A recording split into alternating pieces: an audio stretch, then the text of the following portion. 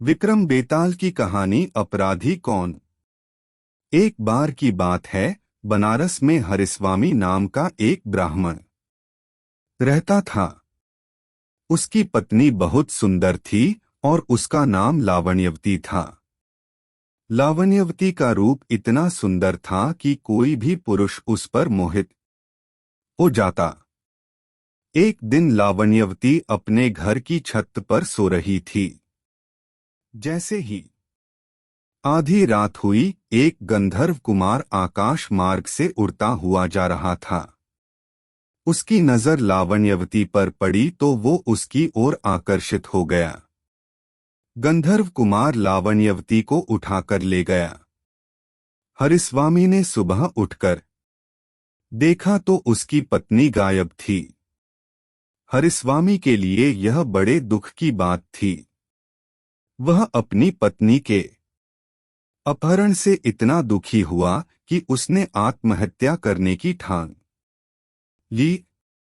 जब लोगों को यह बात पता चली तो उन्होंने हरिस्वामी को समझाया कि उसे तीर्थ यात्रा करनी चाहिए। तीर्थ यात्रा से सारे पाप कट जाएंगे और तुम्हारी पत्नी तुम्हें वापस मिल जाएगी। हरिस्वामी के पास और कोई विकल्प न था, इसलिए वो तीर्थ यात्रा के लिए घर से निकल पड़ा। हरिस्वामी जब एक गांव से गुजर रहा था तो उसे भूख लगी। वह एक ब्राह्मण के घर पहुंचा। ब्राह्मण की पत्नी ने हरिस्वामी को खीर खाने को दी।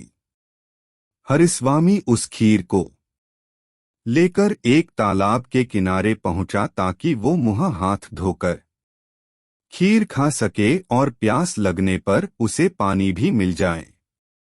खीर का कटोरा एक पेड़ के नीचे रखकर हरिस्वामी हाथ पैर धोने लगा। तभी उस पेड़ पर एक बाज आकर बैठ गया। बाज के मुंह में सांप था और वो उसे खा रहा था। सांप का जहर हरिस्वामी की खीर में टपक गया। भूखा हरिस्वामी जल्दी जल्दी उस खीर को खा गया। उसे ये पता ही नहीं चला कि खीर में जहर है। जहर हरिस्वामी के शरीर में फैल गया और वो तड़पने लगा।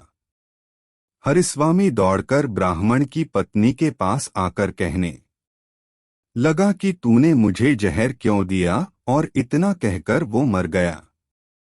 ब्राह्मण ने जब यह देखा तो उसने अपनी पत्नी की एक बात भी नहीं सुनी और उस पर ब्राह्मण हत्या का दोष लगाकर अपने घर से निकाल दिया। इतनी कहानी सुनाकर बैताल ने राजा विक्रमादित्य से पूछा, राजन बताओ कि इस कहानी में अपराधी कौन है, सांप, बाज या ब्राह्मण की पत्नी।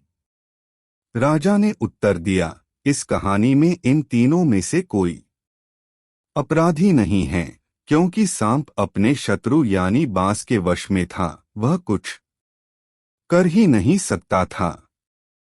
बाज ने जानबूझकर खीर में जहर नहीं मिलाया, बल्कि वो तो शांतिपूर्वक अपना खाना खा रहा था।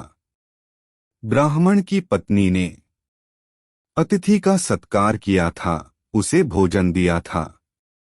जो इन तीनों को दोषी कहेगा वो खुद दोषी माना जाएगा।